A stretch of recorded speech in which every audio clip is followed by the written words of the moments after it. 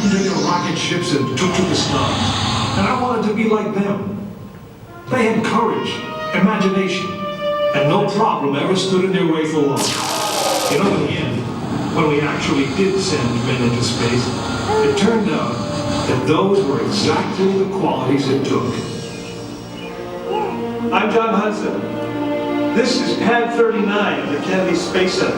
I was a launch controller here when from this very spot, man took off to fly to the moon. It was a journey that began 12 years before that rocket ever left the ground. And it started on the other side of the world. Back then, we were one of two superpowers that always seemed to be on the edge of a terrible war. In 1957, the Soviet Union launched the first ever man-made satellite into Earth orbit. They called it Sputnik, which means peace hung in a delicate balance. It seemed to create a dangerous advantage. Every ham radio operator in America could hear it beeping. People were afraid. Were the Soviets looking down on us? Watching us? If they could make a satellite pass over our cities, could they do the same with a bomb? Our own space program kicked into high gear, and less than 2 months later, we were ready to launch our own satellite.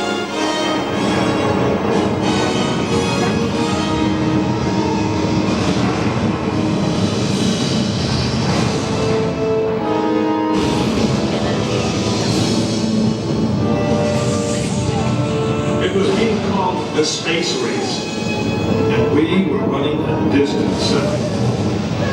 In 1961, we fell even further behind. Soviet cosmonaut Yuri Gagarin became the first man into space, circling the world in just 89 minutes. We had our own astronauts, and they were eager and ready to take the big ride. But our manned space program couldn't seem to get off the ground. We stuck with it, and on May 5th, 1961, things finally started going right. Astronaut Alan Shepard took his ship Freedom 7 6.5 miles into space. America had its first space hero.